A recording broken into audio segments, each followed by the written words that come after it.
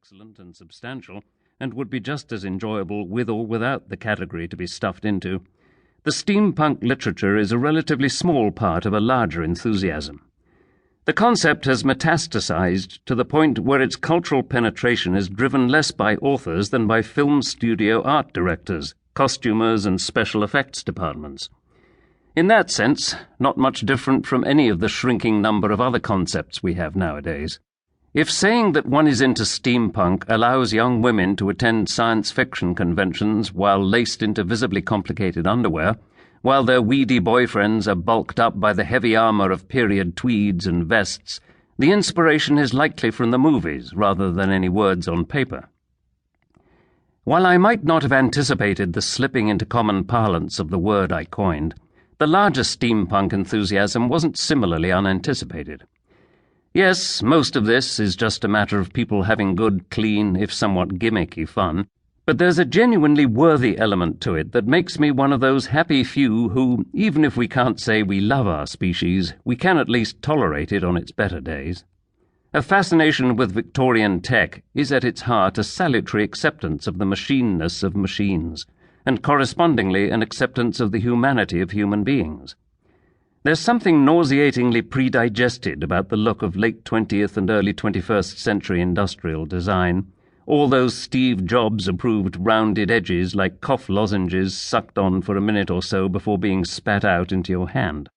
Whereas Victorian machines, with their precision-cut gears and spurred mantis armatures, are unabashedly themselves, rather than trying to smoothly cozen their way into your life. Thus we similarly perceive flesh-and-blood Victorians, even the fictional ones, as being more genuine than ourselves. They had lives, we have marketing. Even unto our souls, drama and ruin were possible to those who guarded their secrets and shame as pre-digital clocks held their tightly coiled mainsprings inside themselves.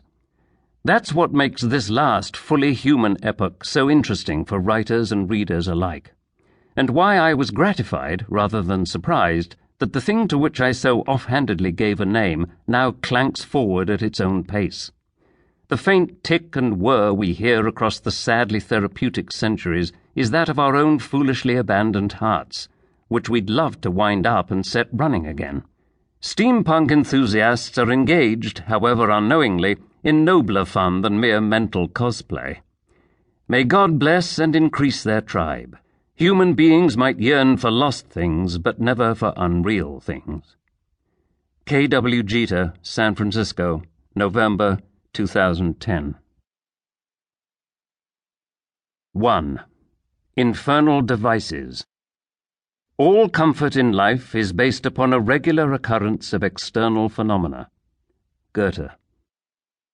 Part 1. In Search of St. Monkfish. 1. Mr. Dower receives a commission. On just such a morning as this, when the threat of rain hangs over London in the manner of a sentence neither stayed nor pardoned, but rather perpetually executed, Cref, my factotum, interrupted the breakfast he had brought me only a few minutes earlier, and announced that a crazed Ethiop was at the door, presumably to buy a watch. Reader, if the name George Dower, late of the London borough of Clerkenwell, is unfamiliar to you, I beg you to read no further. Perhaps a merciful fate, merciful to the genteel reader's sensibilities, even more so to the author's reputation, has spared a few souls acquaintance with the sordid history that has become attached to my name. Small chance of that, I know, as the infamy has been given the widest circulation possible. The engines of ink-stained paper and press spew forth unceasingly, while the even more pervasive swell of human voice whispers in drawing-room and tenement the details that cannot be transcribed. Still, should the reader be such a one, blessedly ignorant of recent scandal, then lay this book down unread. Perhaps the dim confines of the sick-room, or the wider horizons of tour abroad, far from English weather and the even darker and more permeating chill of English gossip, have sheltered your ear. There can be only small profit in hearing the popular rumours of that dubious scientific brotherhood known as the Royal Anti-Society, and the part I am assumed